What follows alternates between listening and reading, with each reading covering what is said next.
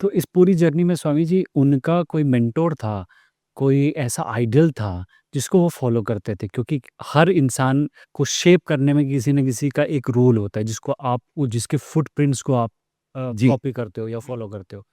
ओशो के जीवन में वो इंसान कौन थे? पहली बात मैं ये कहना चाहूँगा, ऐसे 3 लोग उनके जीवन में विशेष रूप से आए, लेकिन उस भांति के नहीं जिनको हम कहें कि जिनके फुटप्रिंट्स पे वो चले। वो अपना रास्ता खुद बनाने की बात पे विश्वास करते हैं, है ना? वो क जैसे उधार नाम तक लेने तैयार नहीं वो किसी का, है ना? तो दूसरे के बनाए रास्ते पे वो चलने को भी तैयार नहीं।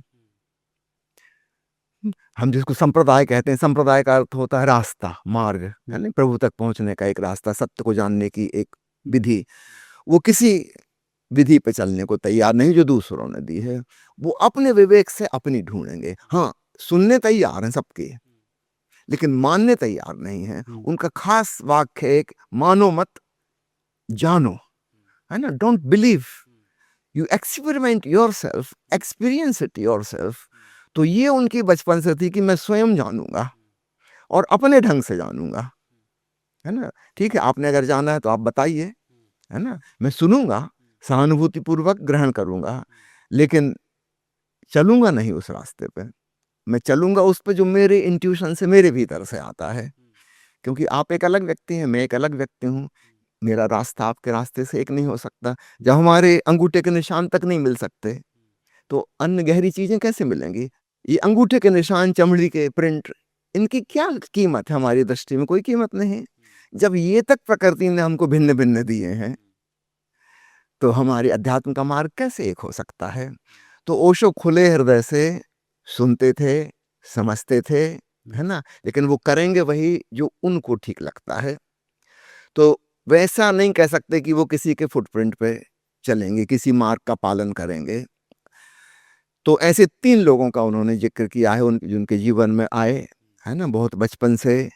एक थे मस्तू बाबा, एक थे पागल बाबा। ये 2 लोग उनके बचपन में ही उनको कुछ ना कुछ गाइड करके जाते थे, अपनी तरफ से कह के जाते थे, है ना? कौन थे ये दोनों लोग? अब ऐतिहासिक रूप से तो उनके बारे में बहुत कुछ नहीं मिलता। ओशो ने जो बताया है, ओशो की एक किताब है glimpses of A golden childhood. अब उस समय की बात, सन समझो 1940 के आसपास की बात बता रहे हैं, 31 में उनका जन्म हुआ था और 40 के आसपास लगभग ये, है ना? बचपन। तो 60 साल पिछली सदी के और 26 साल ये, तो बहुत लंबा समय हो गया, है ना?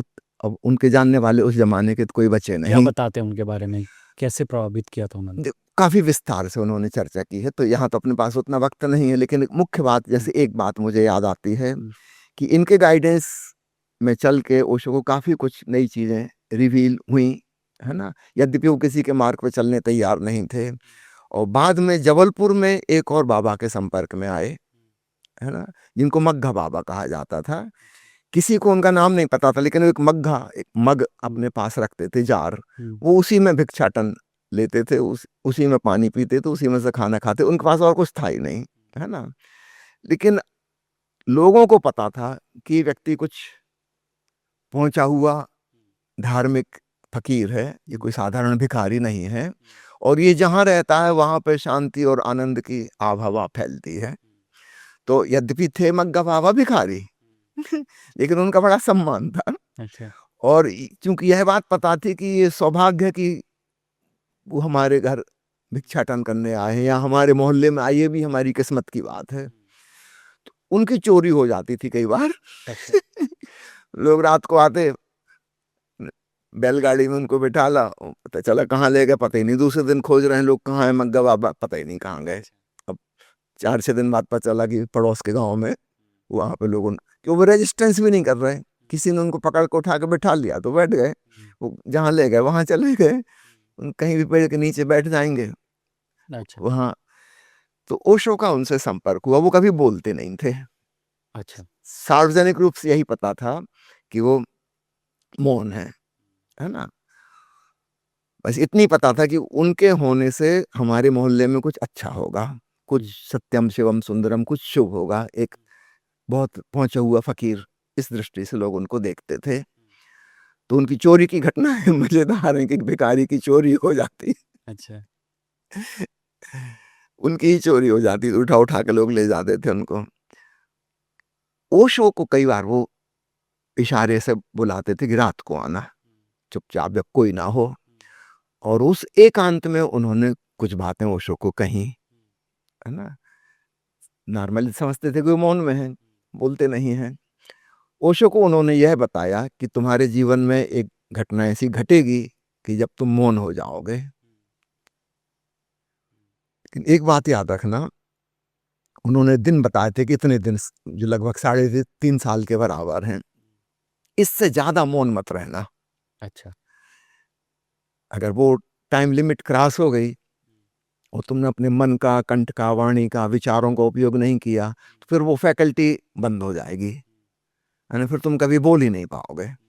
तो अगर मौन में जाओ तो मैक्सिमम लिमिट 3.5 साल है, अच्छा। इससे ज्यादा का नहीं करना। हुँ।